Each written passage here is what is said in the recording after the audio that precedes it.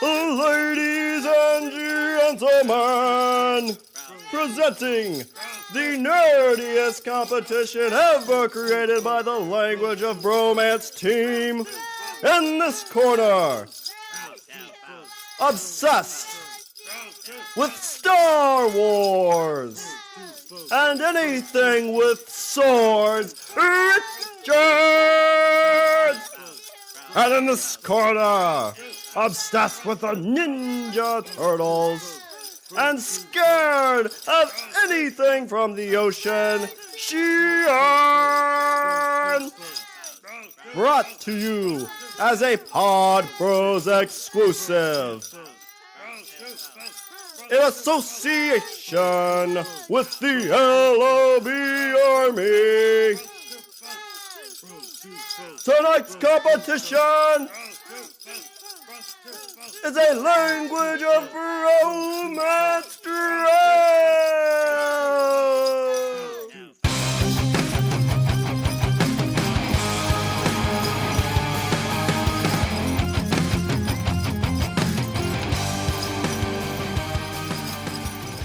What's up, everybody? I'm Richard.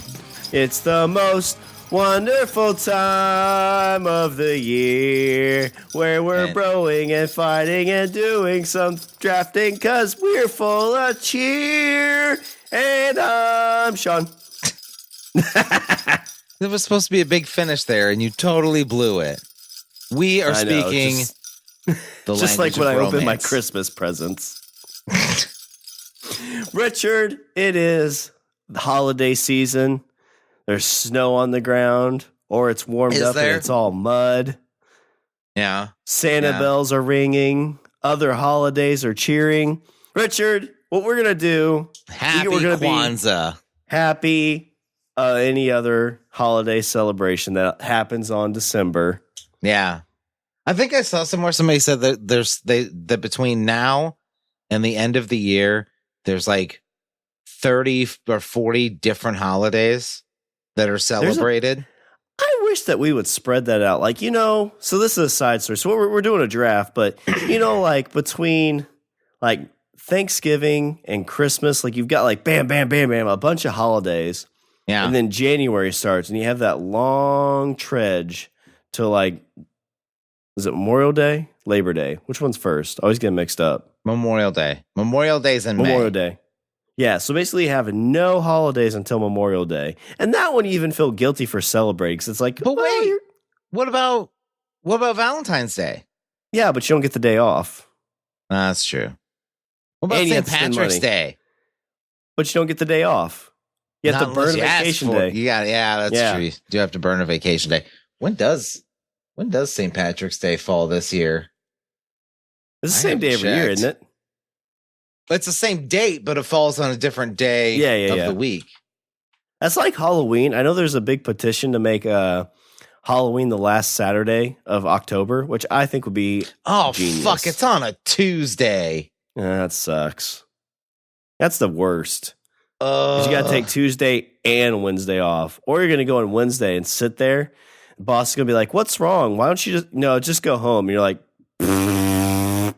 good, because I just shit myself. But Richard, what we are doing today in celebration of the holiday season, we are doing a holiday movie TV show draft. So these are the movies, TV shows that get us into the holiday spirit. Now, you and I both wouldn't say we're super religious, but we both celebrate Christmas and the spirit of Christmas. And I think that's what all my holidays are on here. But there are things that take place around this wintry wonderland time of season. And if you don't know what our drafts are, there's seven round NFL-style drafts where we flip-flop picks back and forth. First person that has the first pick in the first round gets the first pick in the second round. And back in the day, we flipped a penny to see who goes first, and I won. So on odd drafts, I get the first pick. Even drafts, Richard gets the first pick. And Richard, this is an even draft, so you, sir, get to kick us off with the Nutcracker of Joy. Make your pick and crunch it like the Nutcracker. I feel like you're wanting me to pick the Nutcracker. Is that what you're wanting? Are you dropping subtle hints that I should pick the Nutcracker? I need to edit my list. I'm not gonna do it. No Nutcracker for you, Shawn. For me, my first pick is a movie, and it stars one of America's most celebrated actors in the history of ever. He did a Christmas movie, and it was wonderful because it was kind of dark, especially as a young kid watching it. It was kind of dark, but it was full of funny. The humor was elevated and educated. Shawn, for my first pick, I'm going with the classic Bill Murray in Scrooged. If you didn't pick what I will pick next, this was going to be up there. As a kid, I love this movie. It was dark. It was creepy. Yes. It was kind of like Willy Wonka. As a kid, you're watching it, you're like, oh, this is Scrooge. Like, I understand this tale. Yeah. I've heard this a million times. I've heard a Christmas Carol. Yeah, and then This guess ain't your, what? this ain't your dad's Christmas Carol, Shawn. No. Then you're in like this like drain with this old frozen dude, and he's yelling at him, and you're trying to figure out what the fuck happened because he froze to death, Richard. He's dead. Froze to death. He fell asleep. He laid under that grate while people were walking above him, and he froze to death, Shawn. But you know what? Here's my thing: is for all the you know, like sometimes, like you said, like the reality, like of a lot of things, like hits you in the fucking face. Oh you yeah. know? Like it's and you know, like I said, as a kid, it was super dark to watch. There's a dead guy that, you know, like has like fucking mice crawling in his head and shit like that. Like it's crazy, you know? Oh yeah, that one dude was gonna shoot up the office too. Oh yeah, fucking Bobcat Goldthwait. How's he talk? He's a I can't do his voice. He has like a very unique voice though. Yeah. Hang on. I got. Can you do it? See. I might. Hang on. Hi, my name's Ellie Loudermilk. No, that's not very good. No, that was good. It wasn't bad. It was close. Yeah, I can't even give it an attempt. But yeah, yours was pretty good. But okay, so the point I was going to make was even despite all of that, despite, you know, like I said, as a kid, there's, you know, corpses walking around with shit rolling around in their head, and there's a big scary death looking creature, you know. And there's also one ghost who like basically physically abuses the shit out of Bill Murray, like punches him in the fucking face and shit like that. Oh, the fairy one, yeah, she's a bitch. Yeah. I think she's the one that like caused a lot of like guys, like young guys at that age, to be into like that kink. Be like, oh, I want to be dominated by a fairy. If you touch me again, I'm gonna rip your goddamn wings off. Okay, but despite all of that, at the very end of the movie, right before, like about 2 minutes before the credits roll, Bill Murray gives this impassioned speech at the very end that like just melts your heart. Just, you know, like for any, like he talks about, you know, not only to, you know, have the spirit of generosity, like during the holiday season, but everywhere. He's like, you know, some people, you know, are cold and some people are hungry. He's like, you can go out and you can talk to these people. You can bring them food and say, here, I don't need this. You can have this. You could grab an old blanket out of your closet and say, oh, by the way, here. Give a little piece of your heart. Oh, good song too. Good song. Give a little piece of your heart. Okay. You're saying it wrong, but you know, how's it go? That was close. Put a little love in your heart. Oh, put a little love in your heart. What's to give a little piece to your heart? What's that song? You're thinking of the Janis Joplin song. Oh, okay. That was close. Have another little piece of my heart now, baby. Yeah. I mean, same. Potato. More like, you know, but potato, tomato. Yeah, I know. I mean, same thing. Yeah, totally. But Shawn, good movie, great actor.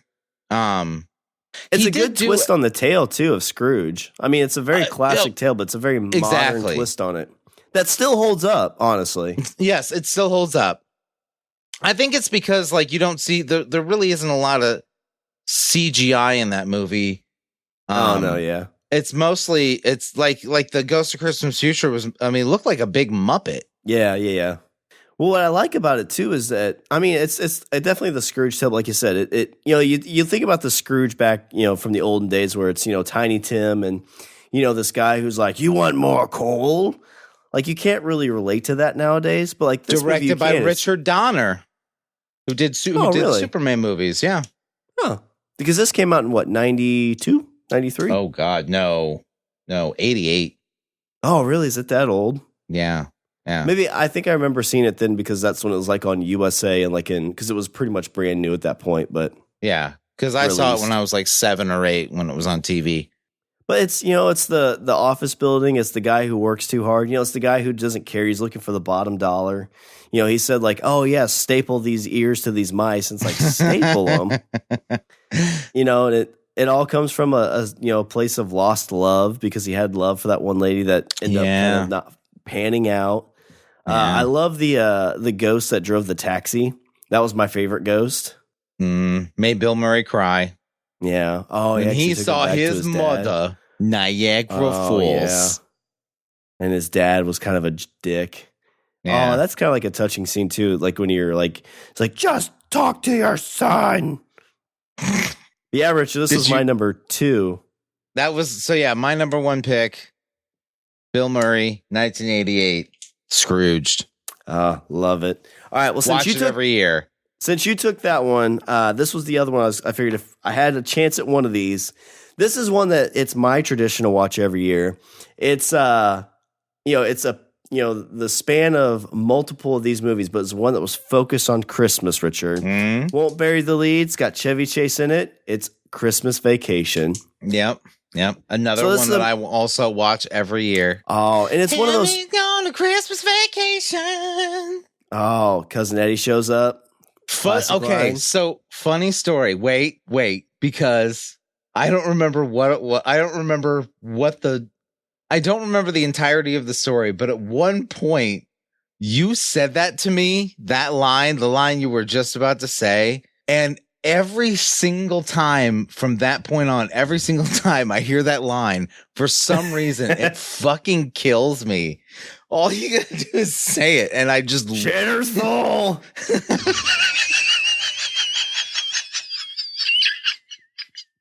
Well, it was Shitter's full. Well, what I love too is because when you came up, when you were going cross country, you had your Winnebago and you stopped by. Yep. And you had it in front. I don't know if you said it or I said it when I first walked out. It was just perfect. Dumping it in the sewer system. For the record, I did not dump my waste into Shawn's sewer drain. When I did that, I pulled up with my camper to his house. Yes, and it was a big camper, and I pulled up there, and yes.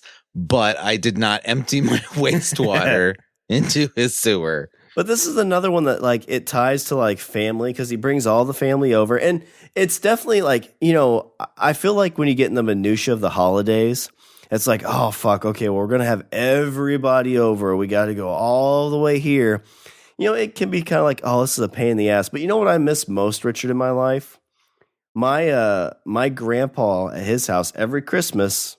We'd go there for lunch, and we'd be there from 11 to 3 in the afternoon, 4 in the afternoon. And I'm sure it was a pain in the ass for all the parents, but it's one thing I miss the most in life is that. And then going Christmas Eve, I would go to my other grandparents' house. And so I think it's one of those things that, as you get older and it's like, oh, okay, well, grandpa's going to tell the same story or grandma's going to, cook the same meal. You're going to miss it. And I think this is one of those things that really kind of tie into that. Because at the end, that's they're all happy to be together. And that's what it means for Christmas and holiday season is to be with the ones you love. I think it in a way, it sort of teaches you the lesson hey, it's okay to you're not alone in thinking oh fuck, the whole family. There's some people in your family that you just don't get along with. Oh yeah, everybody has a cousin Eddie. Yeah, and that's I think that so many Christmas movies, it's all this oh sweetness and light, but I think that Lampoons teaches us hey, we understand We know the real. And the real is that sometimes you have an asshole uncle or an idiot fucking cousin. Or neighbors that are assholes. Yeah. Why is the carpet wet? But, there's so many like great lines. That's one that last year I bought it on like Amazon Prime. My mom had it like on VHS and we watched it all the time, but I still have it on DVD. No, that's what I bought on Prime. So that every year, no matter where I'm at, as long as there's internet, we can watch Christmas Vacation. And man, it's just a classic. It's got great quotable lines, good, valuable lesson, lots of great actors in it. One of my favorites. So my first round pick, Richard, is National Lampoon's Christmas Vacation. Uh-huh. Gone to Christmas Vacation. All right, Shawn. I pledge allegiance to the flag of the United States of America. All right, Shawn. The blessing. Stop it. Stop it. I'm trying to get through this. Shawn, for my next pick, I'm going to go with a Christmas movie that I don't watch with the kids. Don't watch it with the kids. I wait till the kids go to bed. Oh, a little X-rated one, huh? Yeah. Mrs. Claus on the pole. Yeah, that was my second round pick too. It's called Jingle Balls. Is my next? No, I'm kidding. Shawn, for my next pick, I'm gonna go with an R-rated Christmas movie, but it's a lovely Christmas movie nonetheless, and one that I feel should be included in everybody's holiday watching list. Because, why not? Shawn, for my next pick, I'm picking Bad Santa. Oh, okay. This is one that I don't hate this movie, but when it came out, everybody had such a huge boner for it that it turned me off of it like 100%. Yeah? It's kind of like Napoleon Dynamite, where it's one of those movies that's like you watch it, and you're like, yeah, this is okay. But everybody's like, oh my God, this is my religion. I agree. It's not that for me. But number one, and I'm not even going to, and like when Billy Bob Thornton isn't even number one for me. John Ritter in this movie, which I think was actually his last movie. So John Ritter in this movie, fan-fucking-tastic. Like plays the straight square white guy to a T. So there's that. Okay, so you got John Ritter. Next, Bernie Mac. Got a mouth on you, midget. I can't think of the actor that plays his sidekick. I can't think of Billy Bob Thornton's sidekick's name. I don't remember. But fucking he's 100% too. When you got the kid's freaking hilarious. And the kid. Do you want me to make you some sandwiches? No, I don't want any sandwiches. Are you fucking with me? What is it with you fucking sandwiches? Dude, I recite that to at least somebody every year. My favorite is when like the kids mess. Where's your mess with them. Santa? Where's your sleigh? It's in the shop. Well, where are your reindeer? I stabled them. Well, how do they sleep? I don't know. Standing up. What? Tony Cox is the. Well, what about the noise? What noise from the shop? I don't know. God damn it! Are you fucking with me? And then, of course, Billy Bob Thornton and his girlfriend. Oh yeah. Fuck me, Santa. Fuck me, Santa. Fuck me, Santa. Right. Lauren Graham. Right. Tell me you didn't watch.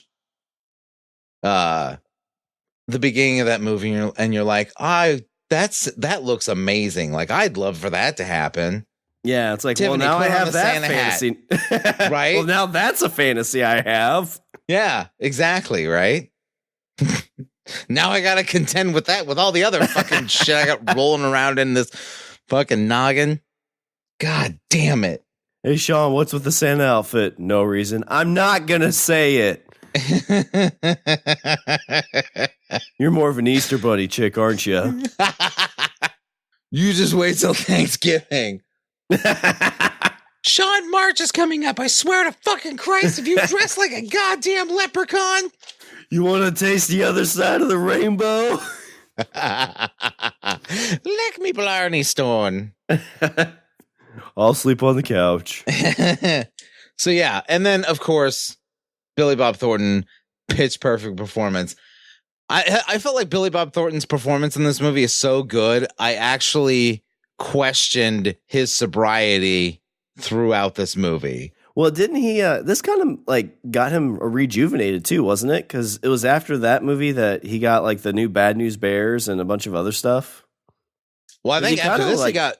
I think after this he got Monsters Ball, which I think he got I know he at least got nominated for an Academy Award for that. Holy shit, he's done a ton of stuff. Yeah, because he did The Alamo. Well, shit, maybe he's done more stuff. Let's see. What year did this come out? Oh, God. 2003. Yeah. So then he did The Alamo. He did Friday Night Lights, Bad News Bears, The Astronaut Farmer, Mr. Woodcock, The Smell of Success, Puss in Boots. He did a bunch of stuff after that. I just felt like he was kind of like I questioned his sobriety throughout this movie. That's how good his performance was for me. Yeah. Good flick. So so has any of your kids seen it yet? Not that I know of. And I'm not sitting in the room and watching it with them. This is awkward, Dad. Yeah. It is. You want to watch Scrooged? Again. So yeah, there's my second round pick, Bad Santa. All right, Richard. Well, my second round pick is not one that I would say is R-rated, but it does have one of America's beloved dads, Tim Allen. And this movie came out, I would say this came out like in the perfect year where I was kind of on the cusp of being like, well, is Santa Claus real? Like I was too scared to ask. I kind of thought I knew. And this movie actually probably made me believe in Santa for another year or two. And it's The Santa Claus. So a movie about, split up family. The kid is kind of the same age I was, like he doesn't believe in Santa anymore, but what's going on? Yeah, but your parents didn't divorce. No, but not that part. But the part like where the kid is like, well, is Santa real or Santa not real? Yeah. And this was kind of like, oh my gosh, my dad's Santa Claus.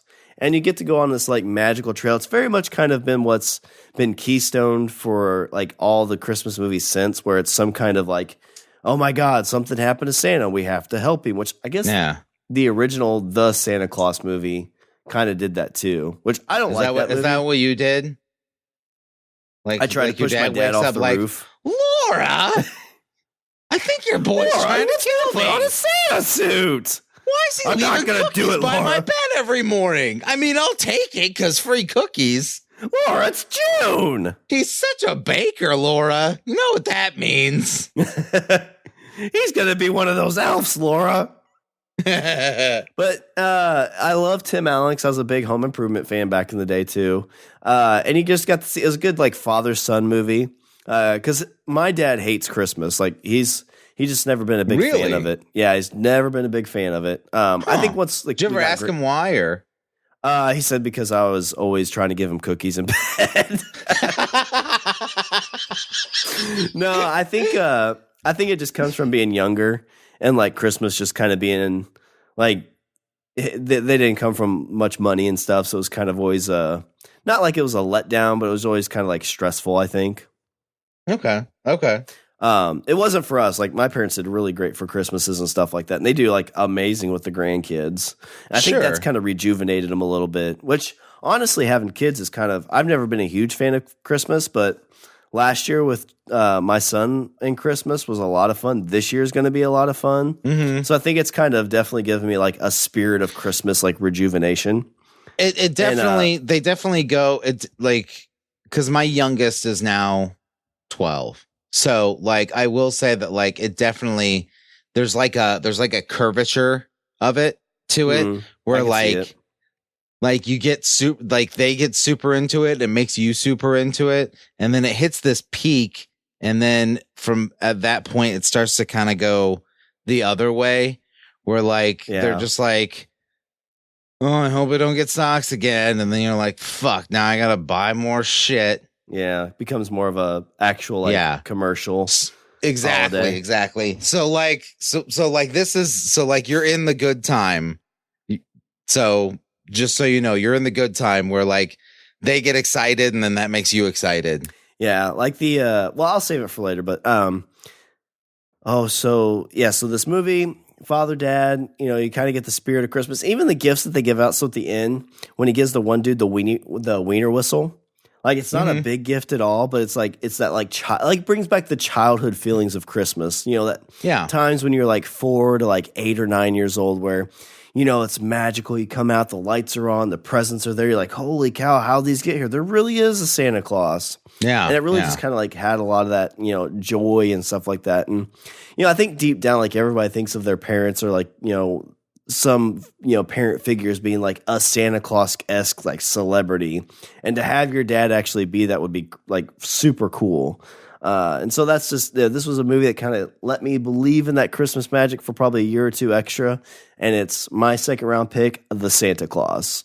Not too shabby. All right, Shawn, with my third pick, I'm going to settle the debate once and for all. I know there's this debate over How the Grinch Stole Christmas. Oh. There's a debate over it, right? There is? It's like, well, yeah, because you got like, hey, there's the animated How the Grinch Stole Christmas from back in the day. There's the live action-ish one, Jim Carrey, right? And then you have the newer one with a great cast. Benedict Cumberbatch is your Grinch. Yep. Scott Mosier directed it. Yeah, right. I haven't seen that one yet. Right. But I'm going to settle the debate right now because it's like, oh, which one should I pick? You're giving me that look like you feel like we're going to differ on this. We might fight on this one. Not really fight. I kind of like I've only seen the live action and the original. I like them both, but they feel different to me. So I'm curious to see which one you pick. Hands down, I got to go with the original. I'm in the same boat. Yeah? Yeah. So the original to me is... Is it because it tugs on... Is it because it's, connects more to your childhood? See, because like for me, like when the Jim Carrey one came out, like I was 18, 19. Yeah, I was older when it came out. So... But the original, it's very much still in that, Dr. Seuss style. It's kind of like it's one of the classic Christmas movies that you see on TV every year. Exactly. I do like the live action one, but like if you were to ask me, it's like, all right, you got to show your kid one of these two first. Which one are you going to show? I would definitely say the original. Yeah, exactly. I feel, the anime, like you said, like the art styles, obviously close to the book. Boris fucking Karloff is your Grinch. And don't get me wrong, like I like Jim Carrey as an actor. I have no beef with Jim Carrey as an actor. But I think if you're pushing me about it, I would say that it probably just mainly has to do with the fact that I saw that one when I was a kid. I didn't see the other one till I got older. Because like my oldest kid is 19. If you ask her which one she likes more, she will. I guarantee she'd tell you it was the Jim Carrey one. Yeah, but she's not getting anything for Christmas this year, so yeah, exactly. And take that. That's for what why you want, she sleeps audience. outside. Like, oh, is Jim Carrey out there keeping you warm? Yeah. No. Guess you picked wrong. You know what I want for Christmas? I want a kid with good taste in movies. That's what I want. Guess I'm not getting that this year. Is Santa going to deliver that, or is Jim Carrey going to fucking steal it? So, yeah, I mean, there's my take on the debate.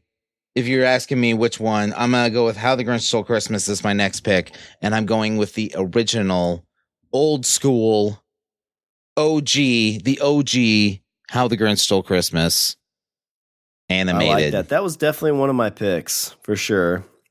Let's see. For my third round pick, I guess I'm going to stay in the same vein of like classics, and I'm going to go with one that it's probably an early pick, but it definitely is one of my favorites.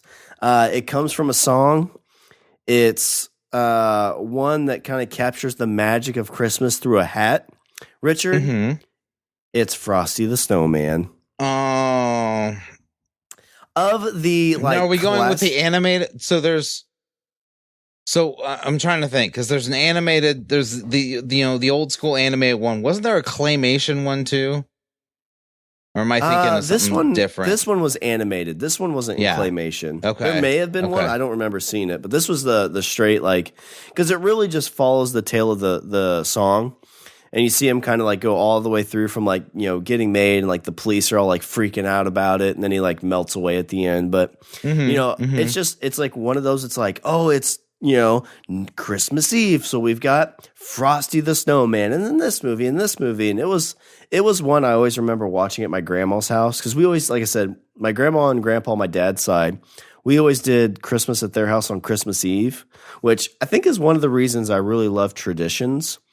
Because it was always it's Christmas Eve in the evening. What are we going to do? Well, we're going to grandma and grandpa on my dad's side. And then we do Christmas at our house. And then the next morning we do Christmas at our house. And then the afternoon we do Christmas at my mom's side of the family. And it just kind of always Frosty the Snowman's on. Where am I at? I'm in my grandma and grandpa's living room sitting in front of the TV. Just done opening presents, just kind of sitting around, relaxing, and that's on the TV. And it's definitely one my mom saves on TV now for the kiddos, even though they like Mickey Mouse's Christmas, which again, horrible taste, but you know, you got time, you can fix it. Yeah, that's true. Wait until they get a little bit older, and then you can be like, "Hey kids, let's watch Bad Santa." But not a whole lot to say. Like I said, follows what the song. What are you watching with the grandkids, Pookie Bear? Oh my god! Oh, John, now I'm into this. God damn it, Laura! I told you I hate Christmas. That's why I kept putting cookies out, Laura. But my third round pick, Richard, is Frosty the Snowman. See, now I'm picturing you peek through your door, and then your mom and dad are doing that, and then Sean's like, "I knew it." I saw mommy. Oh, what's she doing with her mouth? That's not a candy cane. Dad, you won't guess what mom's doing. Oh shit. And that's why I don't get any Christmas presents. For my next pick, I'm going to go with a movie that you it might be on your list, but maybe as a surprise. I don't know. But it's definitely on mine. It's a movie it's a Christmas movie that I don't watch every year, but I do watch every so often. You got to be in a certain mood to watch this movie. Mainly because you would think that it flies in the face of Christmas traditions, but I disagree because it's the perfect setting and it's about a spirit of, generosity and, no, I'm lying. It's not about any of those things.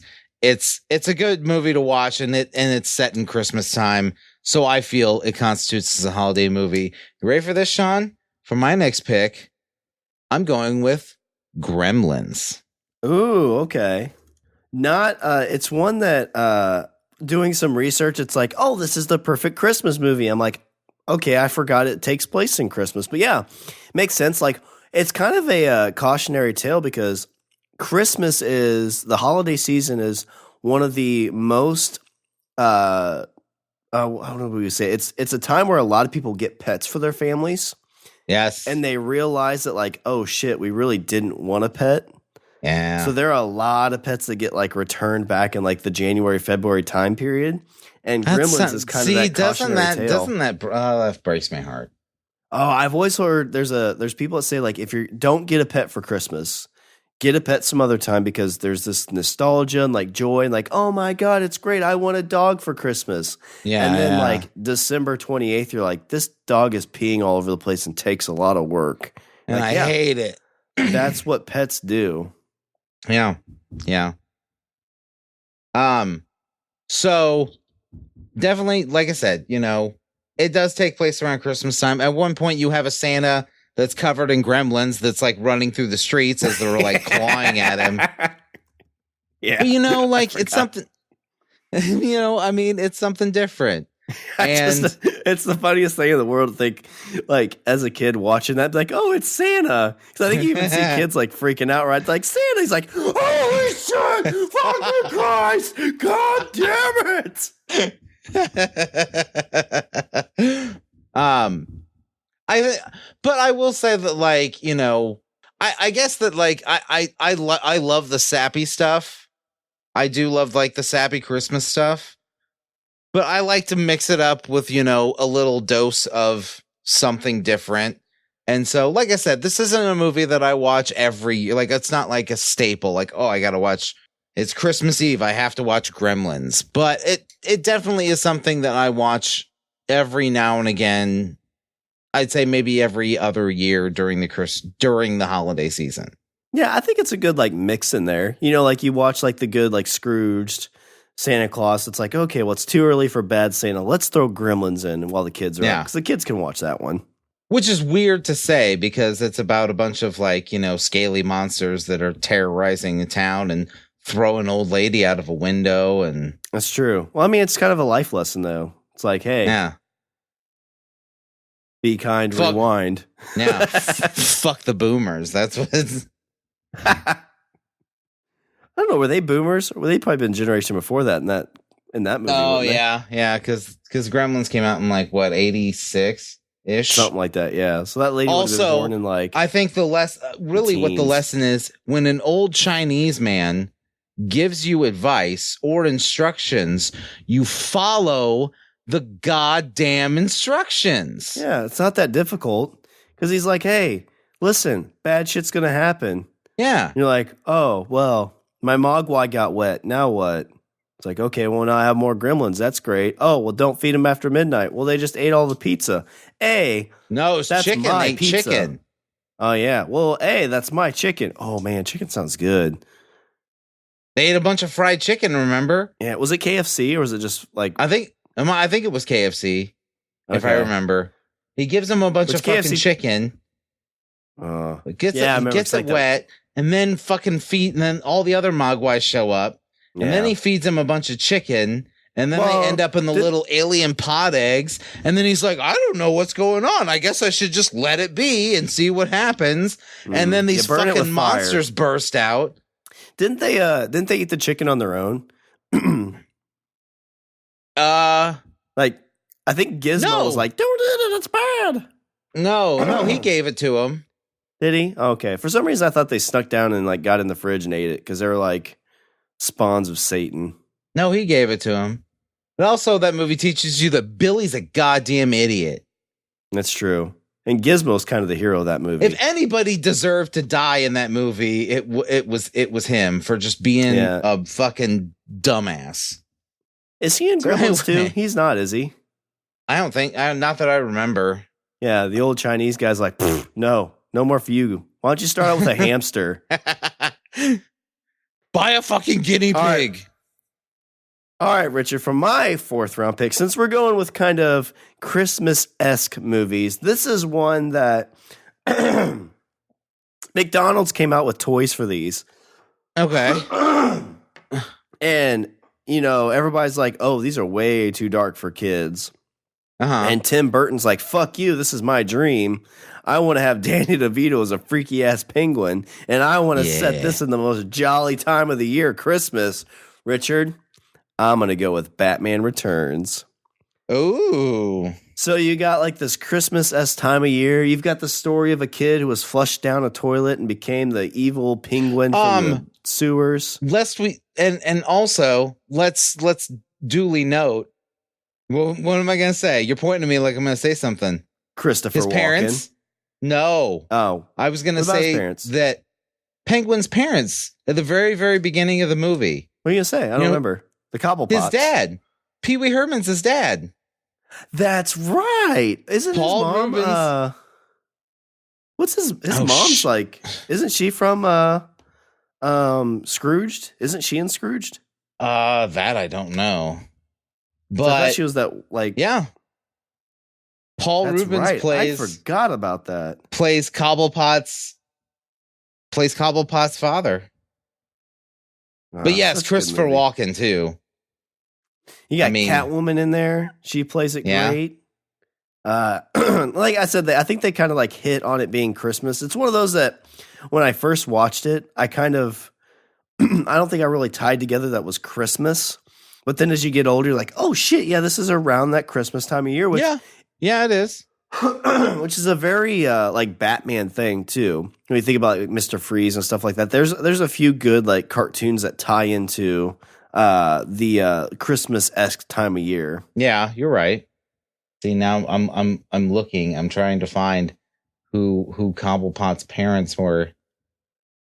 His mom was Diane Salinger, but I don't think she was. She was in Pee-wee's Big Adventure. Okay. And she was in Carnival too. Yeah. Oh, that's right. She played Apollonia. That was a great show.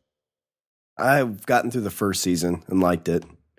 It was back when Netflix actually had DVDs. I got the first season. I bought them. I found them at Walmart. They were at Walmart for like $7 a piece, so I bought all 3 seasons. Oh, nice. I think I got through halfway through season 2.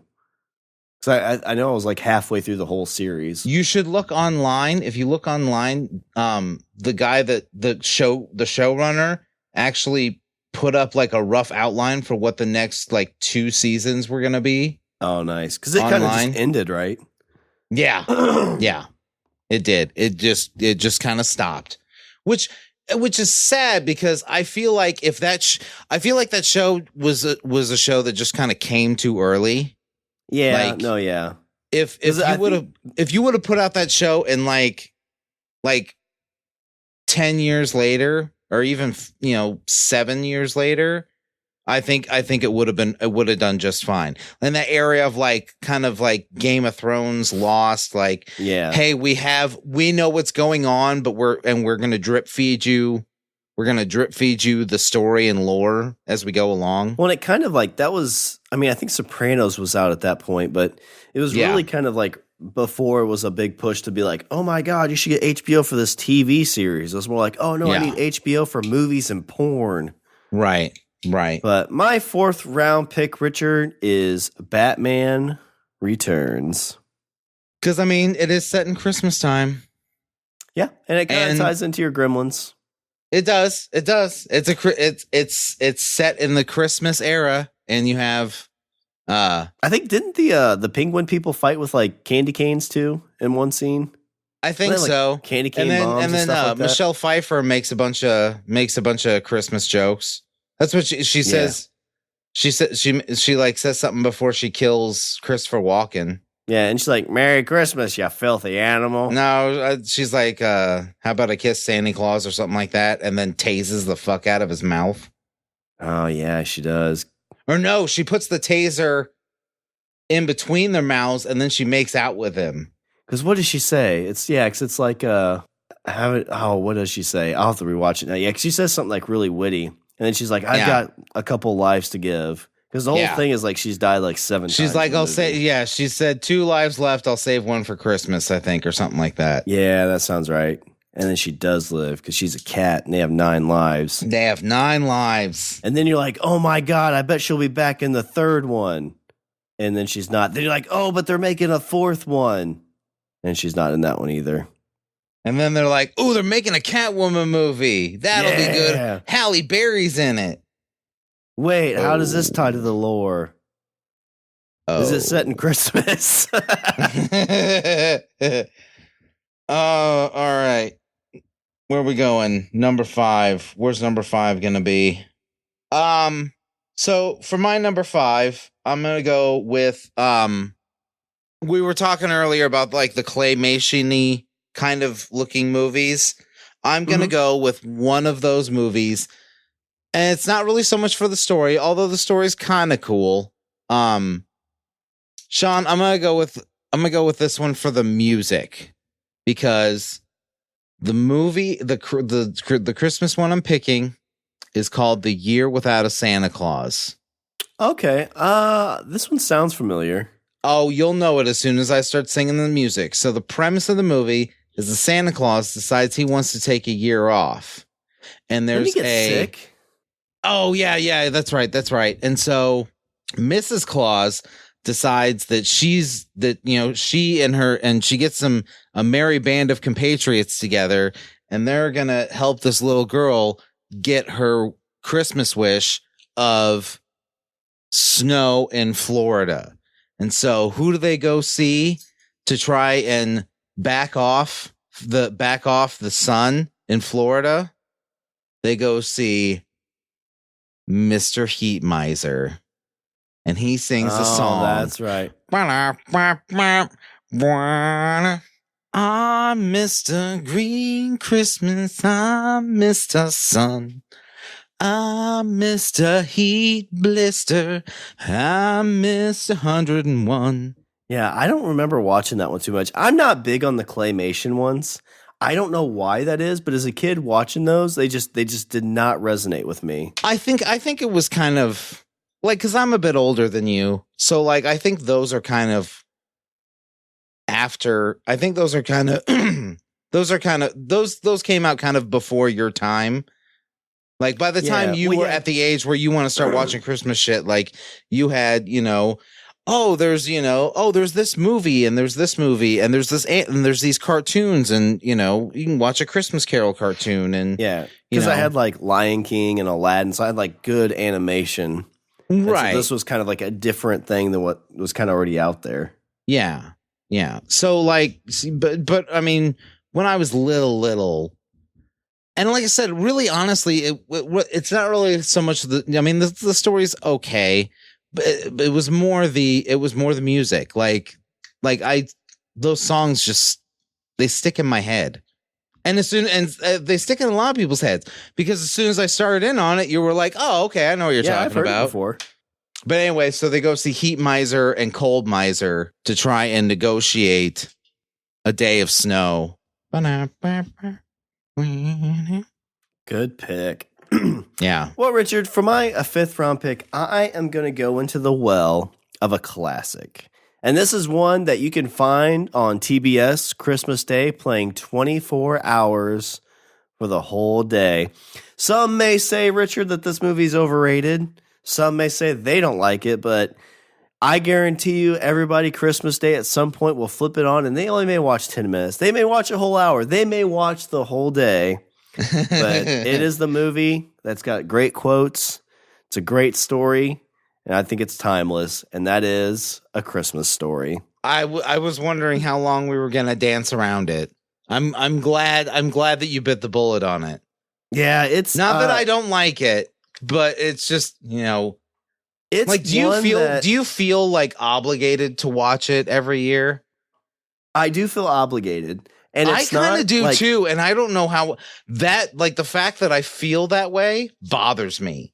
And it's not one that, like, I would go out and be like, oh, it's Christmas Day, let's turn on A Christmas Story. It's one of like, oh, it's Christmas Day, oh yeah, TBS has this going 24 hours. Let's just flip it on for a bit until we figure out what's to watch next. Yeah, yeah. Because usually it'd be like in between like movies or in between like, like between like we got like 20 minutes before we get open presents, let's turn it on. Or we got 20 minutes before we go eat, let's turn it on.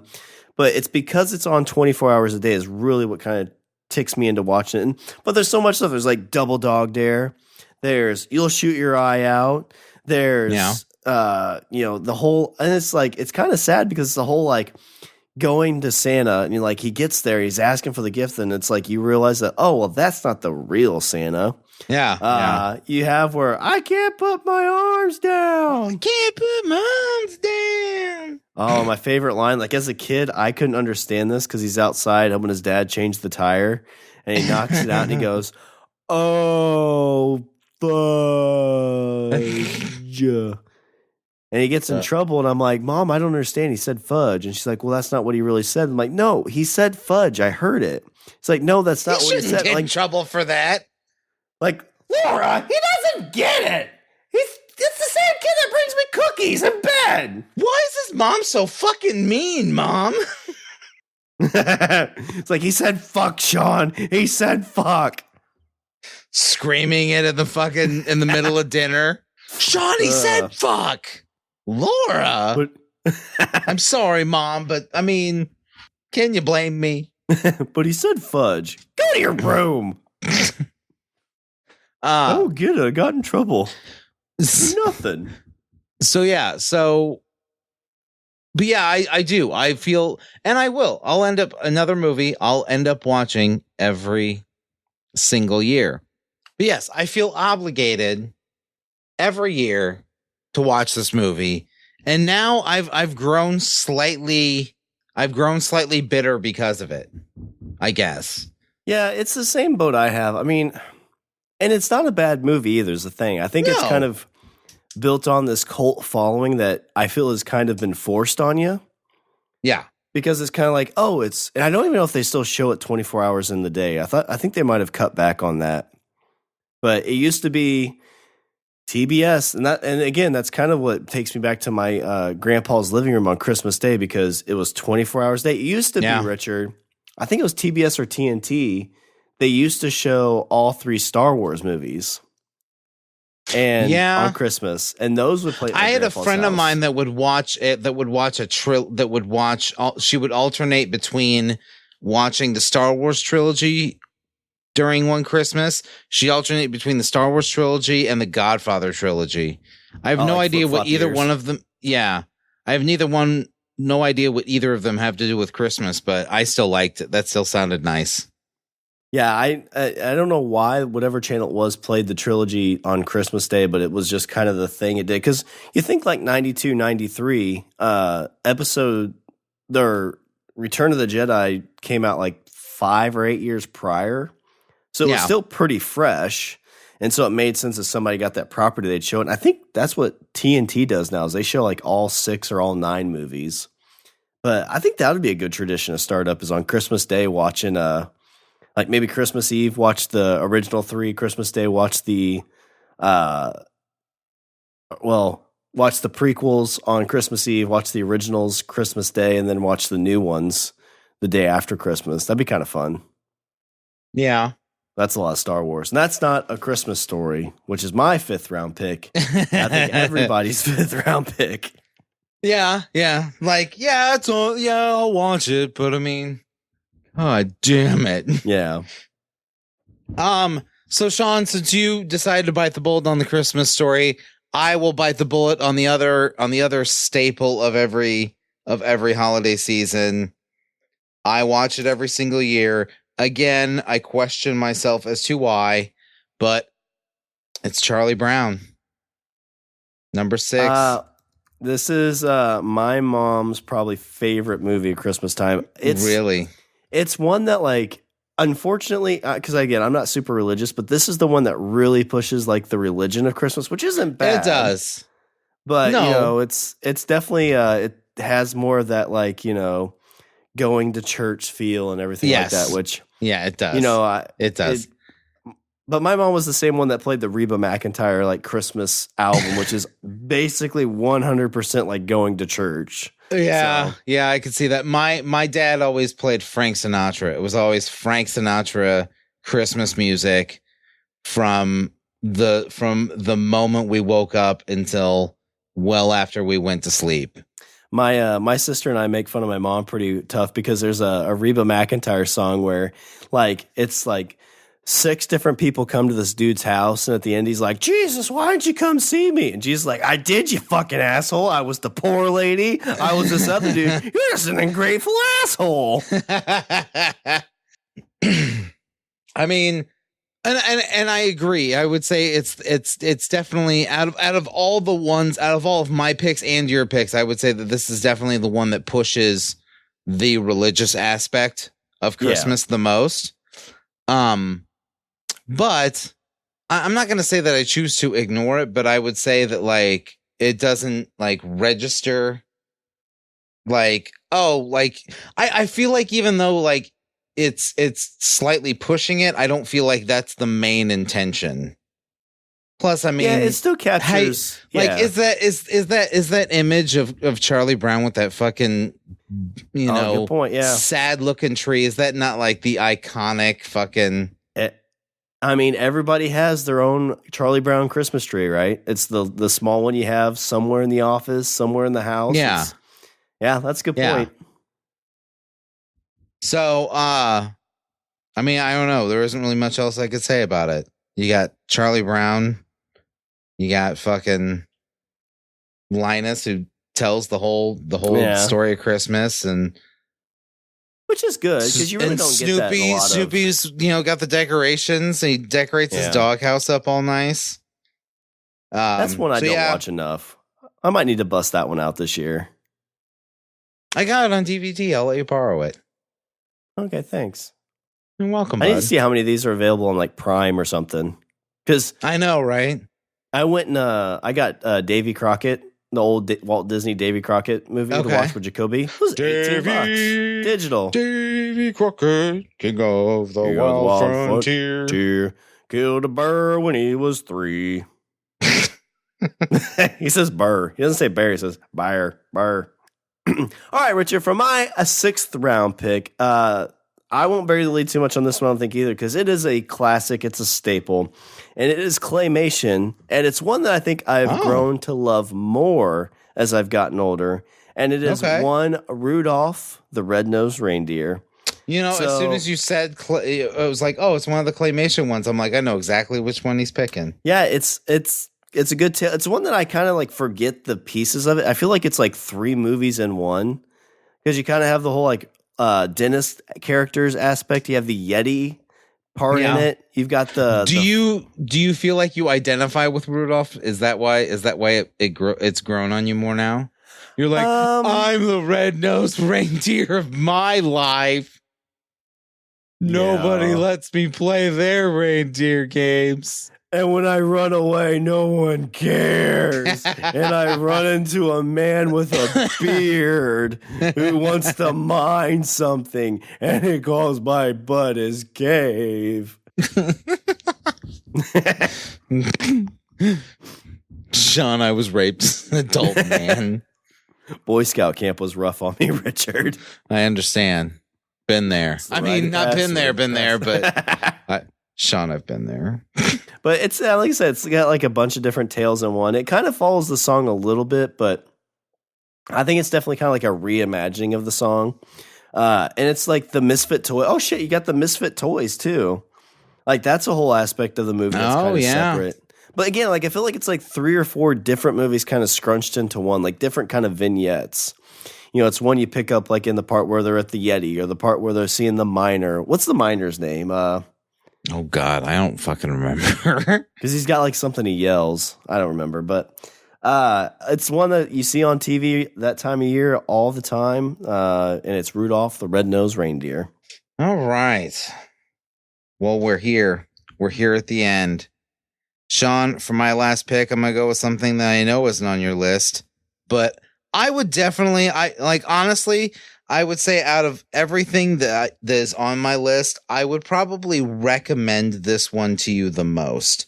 So I didn't realize this, but there's a television show that goes big or goes home usually on Christmas. Like they usually do like a big kind of Christmas episode. And Shawn, that show is Doctor Who. Doctor Who every year does not every year, but most years does a Christmas episode.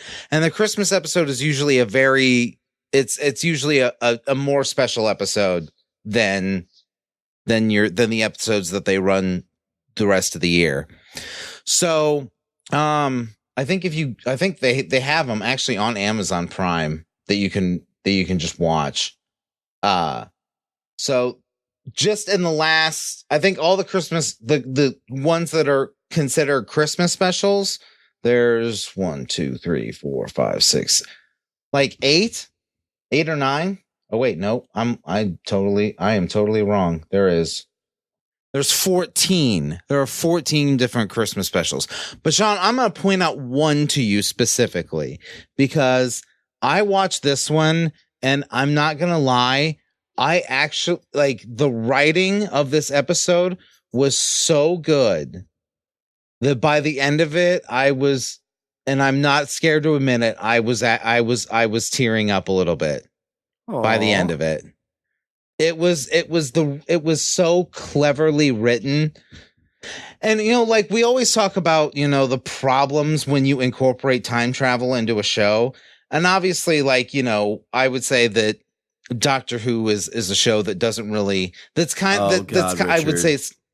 Did the Doctor father Jesus? Is that what you're going to tell me? No, that's not what I'm going to tell you. I'm going to tell you so Shawn, this specific Christmas special came out in 2010. It's called, and the name of it is actually called Doctor Who: A Christmas Carol. And this is where they basically do an interpretation of the Christmas Carol story. And it has, your doctor, and this is Matt Smith as the doctor. So you got Matt Smith, Amelia Pond, Karen Gillian's in it. But the other actor that's in it, and I can't ever remember his name for the life of me, but he played Dumbledore in the Harry Potter movies. Mm-hmm. Oh, Sir Michael Gambon. There it is. So I don't know. It's a lot to go into, but the way they actually tell the story is it's really good. And it's like I said, it's written in a very clever way, and I highly recommend it. I'd recommend all of them, but that one in particular. Is that the only one that really kind of goes off the Christmas Carol story arc? I mean, I think the other ones maybe a little bit here and there, but I would say that, I mean, this one, you have, the rich guy that's visited in the night to try and change his, miserly ways to become a better person. But it's definitely, it's very sweet. And, and here's a little bonus for you, Shawn. There's a shark in it. A Christmas shark? There's a Christmas shark. Yeah. It's a good or bad shark? It's spoilers. Just a shark. Spoilers. I can't tell you what kind of shark it is without. I'm the shark of Christmas past. Yeah, I can't give it away without spoiling it for you. All right, we'll have to give it a watch this Christmas season then. All right, Richard, for my 7th round money shot pick, this is a brand spanking new Christmas movie from Netflix starring one Kurt Russell. Yes. And it is The Christmas Chronicles. And Richard, there's nothing really fancy with this story. It's your typical, Santa gets knocked off his, strict, tight deadline, and he's got to have these kids help him save Christmas. But what I loved about this movie, Richard, is this was the first movie where I got to see the twinkle in my son's eye for his love and enjoyment of Christmas. So, in most typical fashions of these movies, there's the dramatic scene where Santa's, making the run and delivering the presents, and, you see him darting between city to city. Like all the Christmas movies do that are kind of based on the storyline. And my son, at the age of about 2 years, 9 months, every time they'd stop at a city, he'd just go, yeah! Yeah! Yeah! Oh, that's awesome. Oh, and it made me tear up. It made me so happy. And I mean, we watched it Christmas Eve, twice. We watched it Christmas Day. And I think it's going to be one that we'll try to watch, a couple times during the Christmas season, because it really just, seeing his excitement for it was great. We're going to go do a Polar Express thing this year. I think that's a movie that will probably pull up a lot. I've never seen Polar Express, so we might pull that one up too. But I haven't the Tom Hanks one. I haven't seen it. I haven't either. Yeah, I don't even know if I've read the book. I know there's a lot of kids that like that book, but I vaguely remember reading the book, but I was in 4th grade. I gotcha. But yeah, I think it's going to be like the movie if he gets to be 20 years old and he looks back at what was my Christmas movie. I'm guessing it might be that one. So you're saying this would be his number 1 pick when he does a draft? I think so, yeah. Or it might be he might save it for his money shot pick because it's, super special to him. But it's definitely one that, is going to hold a special place in my heart for sure. And hopefully it was definitely on my list. I don't remember if it was you or my sister or a combination of both that was you need to watch this fucking Christmas movie. You need to watch this Kurt Russell Christmas movie. You need to watch it. You really, really do. I think I pegged you pretty hard for it because I sent you videos of Jacoby. And so I didn't actually end up watching it until probably late January, but it was still really good. Like he does a fucking jazzy number in it, and he's like, cool. Yeah, he does. I'm like, holy shit, like Santa's cool. Yeah, and guess who Mrs. Claus is? Goldie fucking Hawn. Yeah. His real life wife. Yeah. And I've got like a soft spot for Goldie Hawn too. She's still pretty smoking hot. She is pretty hot. And plus they birthed like an amazingly sexy lady. It's true. But Richard, what do you have for some and buts? Actually, you took most of my and buts. The only two that I had that you didn't pick were there was this one movie that I liked when I was a kid, but like I don't know, it's one of those movies that like I liked, but I tried rewatching it later on in life, and I was like, oh god, why did I watch this? Why did I like this? And it was called Santa Claus the Movie, and it actually had Dudley Moore as an elf, and John Lithgow was the bad guy. I hate that. That movie creeps me out to this day. My mom had that on video, and I remember when like the Santa Claus came out. I'm like, I want to watch the Santa Claus. And she'd put that in. I'm like, no, this is not it, Mom. Yeah. Cancel Christmas. I loved it when I was a kid. Like, I watched the shit out of it when I was a kid. But it was probably like, maybe like 10 years ago. I was like, oh, I remember this fucking movie. And I tried watching it, and I was like, this is bad. It's just weird. This is I don't just like it. Bad. It feels like some like dude's coked up Santa dream. And the only other one I had on my list was, because I felt obligated to put it there, was Die Hard. Yeah, there was like 4 times I thought you were picking Die Hard. Really? Yeah. So I have 3 and buts. The first one was just one because I was trying to get to, my magical number of 14 was Nightmare Before Christmas, which I don't really feel is a Christmas movie, but it's kind of a Christmas movie. I didn't pick Nightmare Before Christmas. Oh shit! Oh no, I thought you. No, I thought you were gonna pick it, so I scratched it out. Oh, and you ended up picking something else. Home Alone is in that Christmas vein too. But one that I kind of feel is a classic, and I kind of go back to every now and then when it's on. It's in black and white, and it's A Wonderful Life. Yeah, my wife makes me watch that every year.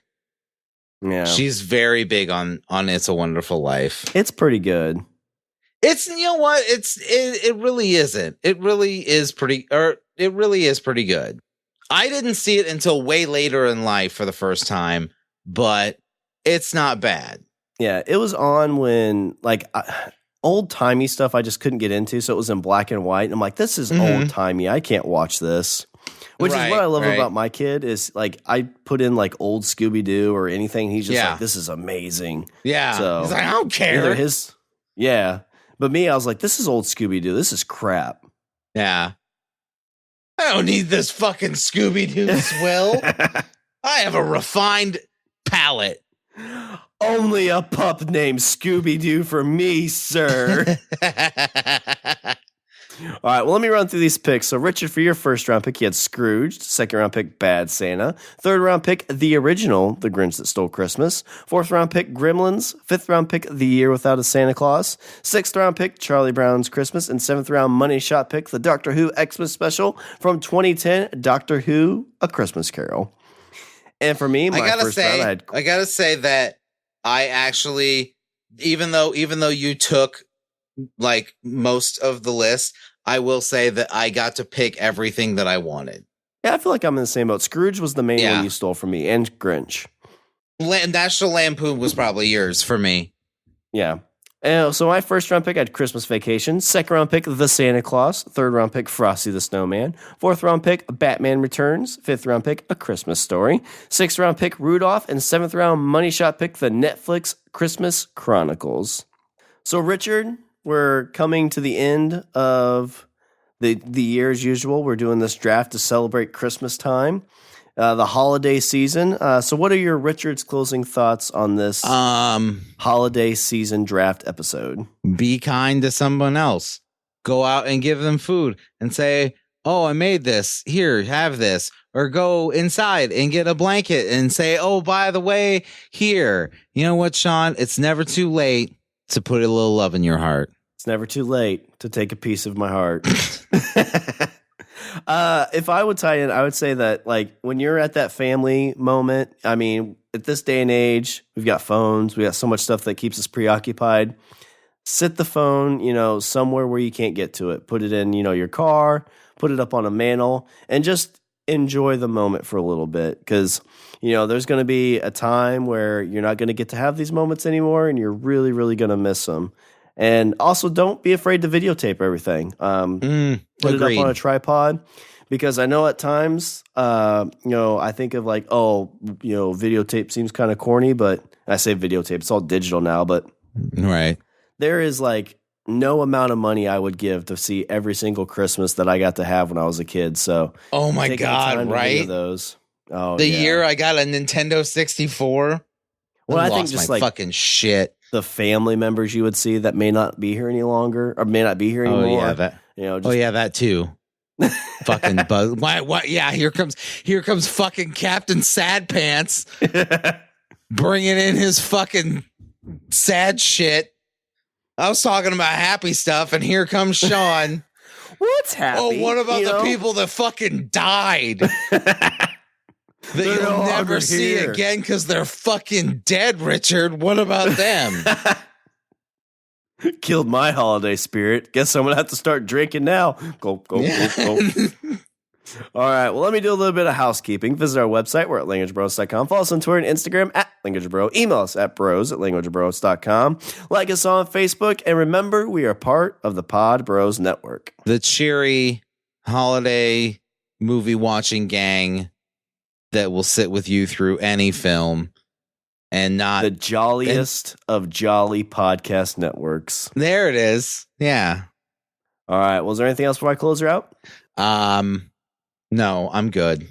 All right. Well, to each and every one of you, happy holidays, Merry Christmas if you celebrate it, whatever you celebrate. Be Kwanzaa, safe. Hanukkah, Winter Solstice, Xmas, if you're a Futurama fan. But yeah, we wish you all the best. We're excited to see you next year. And I guess there's nothing else. That's all the bromance we have for this show. I'm Shawn. And I'm Richard. And remember, don't be a why. Be a why. Be a why. Not. Hey, Richard, there's a package under your desk. No, socks again.